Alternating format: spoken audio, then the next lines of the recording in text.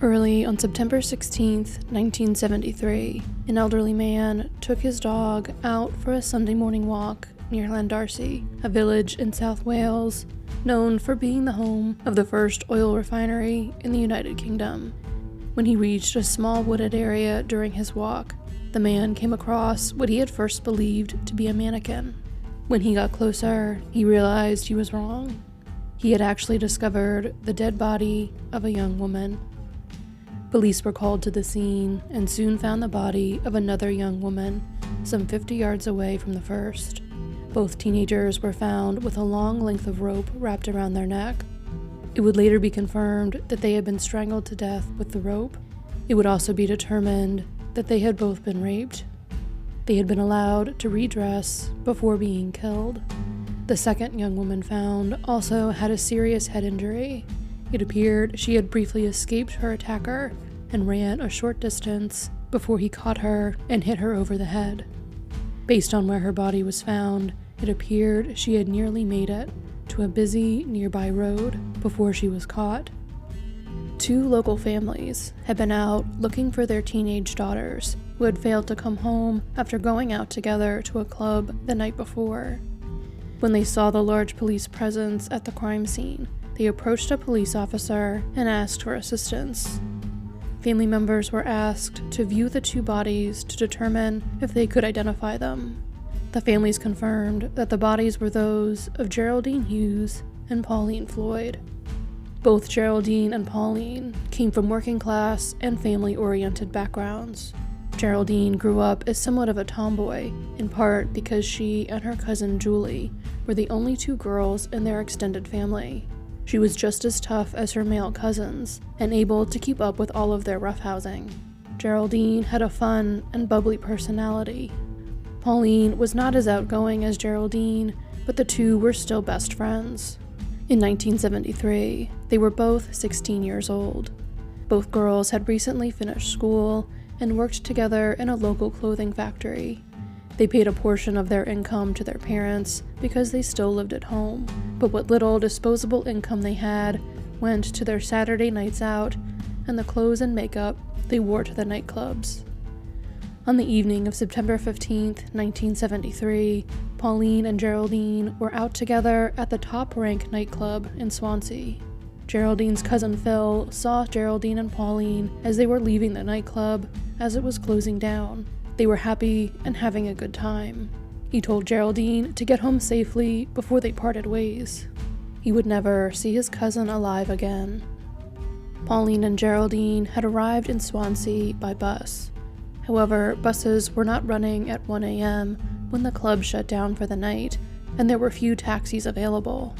Even if Geraldine and Pauline could have found a taxi, it would have cost them at least £4 to get home, an unreasonable expense considering they each only made £16 a week working at the factory. They decided to hitchhike, as was common practice for young people in the area at the time. Pauline and Geraldine lived in the neighboring villages of Llandarcy and Skewen, respectively. On this night, they were traveling approximately 7 miles to Llandarcy, as Geraldine was meant to spend the night at Pauline's family home. The last witness to see the girls alive was a passing motorist who reported seeing them getting into a white car. A man named Philip O'Connor saw the girls standing near a bus stop down the road from the nightclub they had visited that night. He then saw a white car pull over and let them in. While Philip was waiting at the next traffic light, the white car pulled up next to him. He glanced over to see Pauline and Geraldine, both sitting in the front seat of the car, talking and laughing with the driver. The driver was a man in his early 30s with a mustache and bushy hair, but Philip did not get a very good look at his face.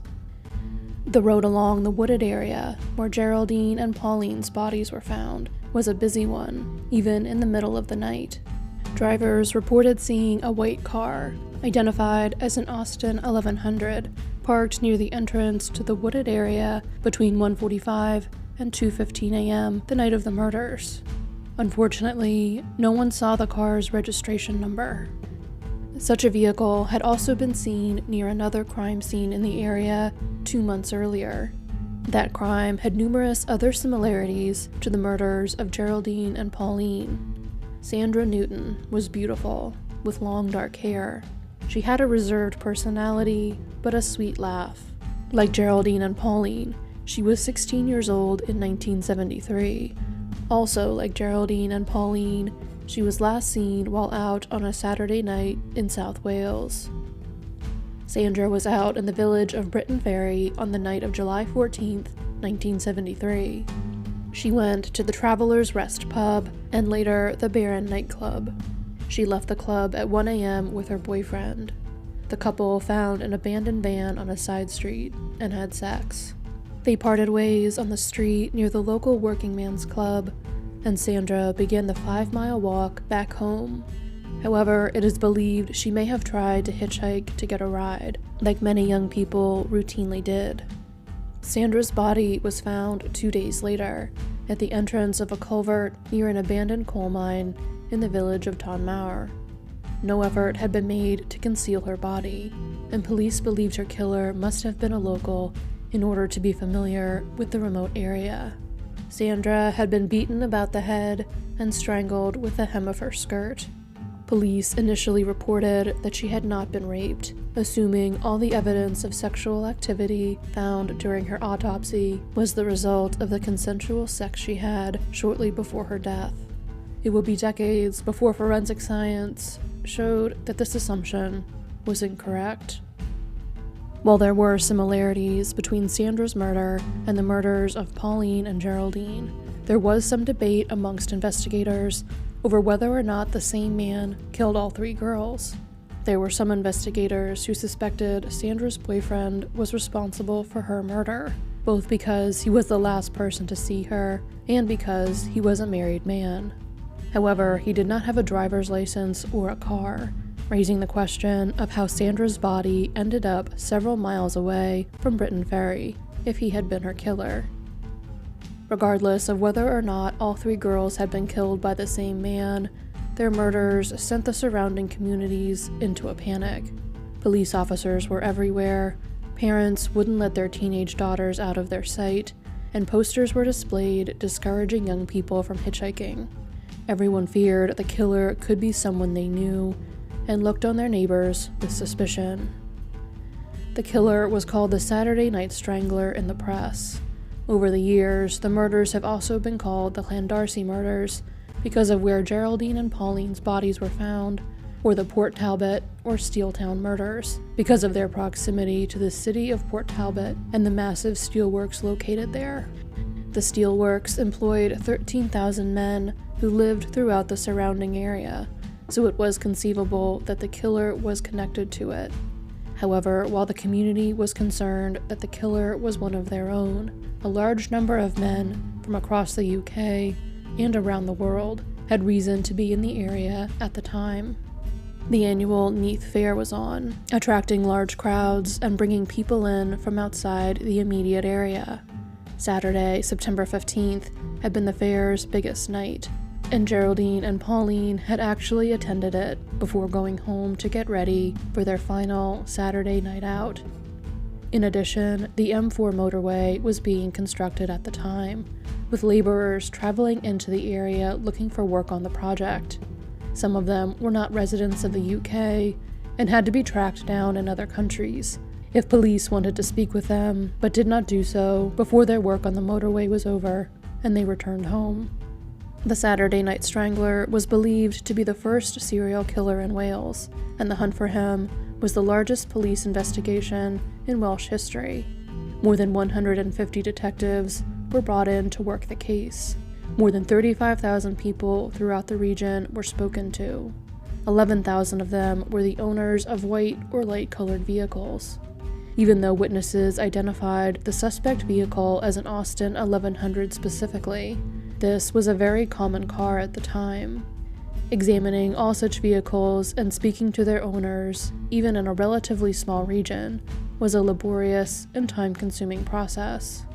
Without computers, police relied on a system of index cards, filed and cross-referenced in hundreds of boxes to organize the information from these efforts. Despite the enormity of the investigation, by the spring of 1974, less than a year after Sandra, Pauline, and Geraldine were killed. Police were out of leads, and the investigation wound down. On the 3rd anniversary of Geraldine and Pauline's murders, Geraldine's mother, Jean, led a protest outside of 10 Downing Street, the official residence and offices of the Prime Minister of the United Kingdom. 50 of her co-workers from the clothing factory where Geraldine had also worked carried handmade signs with sayings like, "Bring back hanging." She brought with her to London a petition she had organized, which received more than 9,000 signatures. She told the press, "I can't accept what happened to Geraldine. It has left me very bitter. If they ever catch the person responsible, they should hang him. I want him to feel a rope around his neck, like the girls felt." The case was revisited periodically as a matter of formality over the following decades, but little progress was made. When DNA analysis came into use by law enforcement, there was little hope it would help solve this case, even though the girl's underwear was preserved as evidence. In the early days of DNA analysis, quite a large sample was required for testing, which was not available in the Saturday Night Strangler investigation. However, by the late 1990s, technology advanced to the point where even a minute sample could be tested for DNA. The Saturday Night Strangler might be identified by his DNA, after all. After 2 years of work, only a partial DNA profile of the killer could be extracted from the evidence preserved from Geraldine, but a full DNA profile was developed from Pauline's evidence. However, there was no match to the profile amongst the 1.7 million DNA profiles in the UK's Criminal National DNA Database, so police would have to identify suspects and then take samples of their DNA for testing. In January of 2000, the investigation was formally reopened in hopes of using this DNA profile to finally identify the killer. The renewed effort was named Operation Magnum. The murders had occurred nearly 27 years earlier, and at the time, no crime in the United Kingdom had ever been solved after such a long time had passed. Operation Magnum had only been given enough funding to test 500 DNA samples. Given the fact that the original case files contained tens of thousands of names of potential suspects based on their location, criminal history, or ownership of an Austin 1100, narrowing down the suspect pool to the 500 most likely suspects was a massive undertaking. Rupert Heritage, former chief of the Behavioral Science Unit of Surrey Police, created a 14-point criminal profile to help identify the killer, which stated that the Saturday Night Strangler would have a history of minor property crimes, live in the region where the murders occurred, and would have started his criminal career at an early age. Because so much time had passed, and many men from outside the area had been there at the time of the murders, investigators had to go as far away as New Zealand to get DNA samples from the men they ultimately placed on their relatively short list of suspects. All 353 men asked to provide a DNA sample did so willingly, although some took more convincing than others. None of these samples matched the crime scene DNA. A major breakthrough in the case occurred in October of 2001, when Dr. Jonathan Whitaker, a DNA specialist, managed to identify an unknown male DNA profile from swabs taken from Sandra Newton's body. Initial testing of the swabs from her body had revealed a mix of DNA from 3 people: Sandra, her boyfriend, and another individual. Dr. Whitaker was finally able to isolate the 3rd profile and found it to be a match to the DNA from the other murder scene. While it had long been suspected that Sandra had been killed by the same man who killed Pauline and Geraldine, this evidence finally confirmed that the same man killed all 3 girls. This news was beneficial for police because it confirmed that there had been a serial killer in South Wales in 1973, and that they were looking for only one man for all 3 murders. However, for Sandra's loved ones, the news had varying effects. Sandra's boyfriend at the time of her death had spent nearly 30 years facing suspicion over and harassment for his perceived potential involvement in Sandra's murder from members of his community. When police told him that the DNA evidence had proven his innocence, he became emotional and told them he could now finally walk down the street with his head held high. For Sandra's mother, Pat, however, the news was devastating. Again, police had initially believed that Sandra had not been sexually assaulted because they knew she had consensual sex shortly before her death, and therefore viewed all the evidence of sexual activity found at her autopsy as the result of her earlier encounter with her boyfriend. However, the presence of semen from the same man who had raped and murdered Pauline and Geraldine on her body proved that Sandra had been raped by her killer. Pat had said ever since Sandra was murdered that the only consolation she had was that her daughter had not been raped before she was killed. Police now had to take away the one small comfort she had in coping with the nightmare that was her daughter's murder. The same month, Dr. Whitaker proposed a novel approach to using the DNA profile to identify the killer. The killer's DNA was not in the criminal database, but what if he had children? Enough time had passed since the murders that even if the killer did not have children until after he killed all 3 girls, his children would now be adults and subject to having their DNA entered into the database should they commit a serious enough crime. Searching for an exact match in the criminal database had not revealed the killer, but what if they looked for partial matches? Dr. Whitaker did ultimately find a DNA profile in the database that could have been from the son of the killer. It belonged to Paul Kappen, a local car thief. Kappen was a name known to investigators.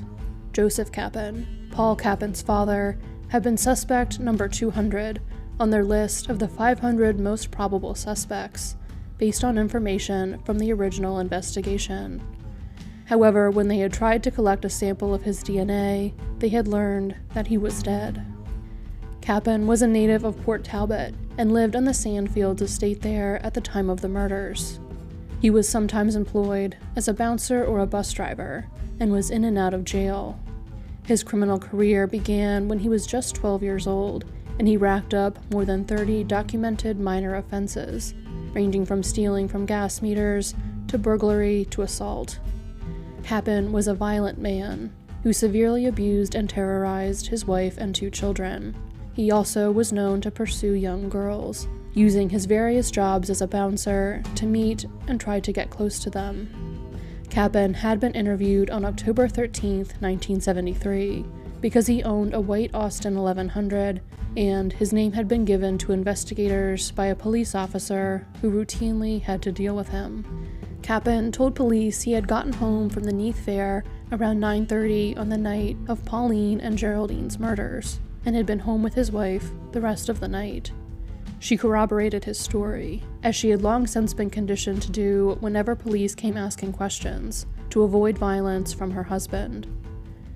Kappen's white Austin had been up on blocks in the yard, with the wheels removed when police came for the interview. He told them that the car had been there since the day after the murders.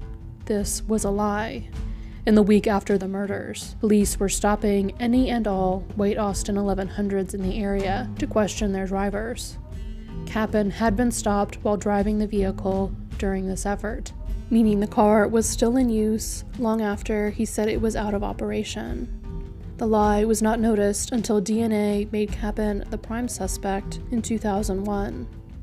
Police hypothesized that he took the wheels off the car after it was reported in newspapers that police had found tire tracks at the crime scene. Kappen and his wife had eventually divorced. His ex-wife and daughter cooperated with police and provided samples of their DNA. Comparing the DNA of Kappen's 2 children and their mother to the crime scene DNA, scientists were able to say that Kappen was still a likely suspect. However, they still did not have a direct DNA sample from him. While it appeared that Kappen was the Saturday night strangler, investigators wanted to be able to say with certainty that his DNA was a match to that from the crime scenes. On Christmas Eve of 2001, investigators submitted an application to the Home Secretary of the United Kingdom, requesting permission to exhume the body of Joseph Kappen. They used all of the familial DNA testing as evidence supporting the exhumation. The application was approved, and the exhumation was scheduled for May of 2002. Investigators and a forensics team set up a tent over Kappen's grave on May 15, 2002, so that they were prepared to begin the exhumation right at midnight.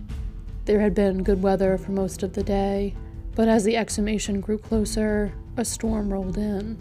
Kappen had been buried in a family plot when he died in 1990 at the age of 49, and his coffin was between those of his grandfather and stepfather. Right when the team reached Kappen's coffin, a huge clap of thunder sounded. Multiple members of the team reported feeling uneasy, as if something evil was being brought up to the surface. Kappen's remains were taken to Morrison Hospital in Swansea for examination. A tooth and one of his femurs were taken into evidence so that scientists could attempt to extract DNA from them before the remains were reinterred. DNA was successfully extracted from the remains, and the profile was a match to that from the crime scenes. Nearly 30 years after Sandra Newton, Geraldine Hughes, and Pauline Floyd were murdered, Joseph Kappen was identified as their killer, and their cases were closed. Familial DNA and the related technique of investigative genetic genealogy, developed later in the age of commercial DNA sites, have become common investigative techniques. In 2002, such techniques were groundbreaking. The Saturday Night Strangler case is believed to be the first case in which familial DNA was ever used, as well as the first case to ever be solved by it. Solving this case after so much time had passed was an extraordinary achievement, especially for the time period. However, investigators were somewhat disappointed in the outcome of the case. They had been working in hopes of arresting and prosecuting the killer so that he could be punished for what he had done. Kappen had avoided conviction and incarceration. They had found answers in their investigation, but no justice for Sandra, Pauline, and Geraldine. Once Kappen's name was made public, multiple women came forward saying they believed he was the man who had assaulted or attempted to abduct them back in the 1960s or 70s. He is the main suspect in 2 rapes that involved ropes and took place in the months before Sandra's murder. However, the evidence in those cases was destroyed, so it cannot be tested for DNA. He is also a suspect in the death of Maureen Mulcahy, a 23-year-old mother of 2 who was found strangled after a night out in Aberavon in February of 1976. DNA was not found when the evidence from her case was re-examined in 2002, but there has been a push for investigators to examine it again now that technology has advanced further. Kappen developed lung cancer in 1988. Maybe it was karma catching up to him, or just the somewhat expected outcome of his pack-a-day smoking habit. He wasted away over the next 2 years and needed a wheelchair in the end. There appear to be no public statements from his family about his actual death. We can only hope that it was painful and that he fought for his final breaths. He never felt the rope of a noose around his neck, as Geraldine's mother had once hoped, but hopefully he felt the fear caused by being unable to breathe that he had inflicted on his victims all those years earlier. Pauline, Geraldine, and Sandra's murderer was not identified for almost 30 years. Despite this, their parents all lived to learn the killer's name. Pauline's father, Trevor, was 89 years old at the time, and relieved he was able to live long enough to see the identification made. Geraldine's parents, Denver and Jean, broke down in tears when they learned Kappen had been confirmed to be the man who had taken their daughter from them. They went to Geraldine's grave after they received the news. Denver later told the press, "We took a few flowers to Geraldine's grave and had a few quiet words with her. We felt we had put her to rest properly, at long last."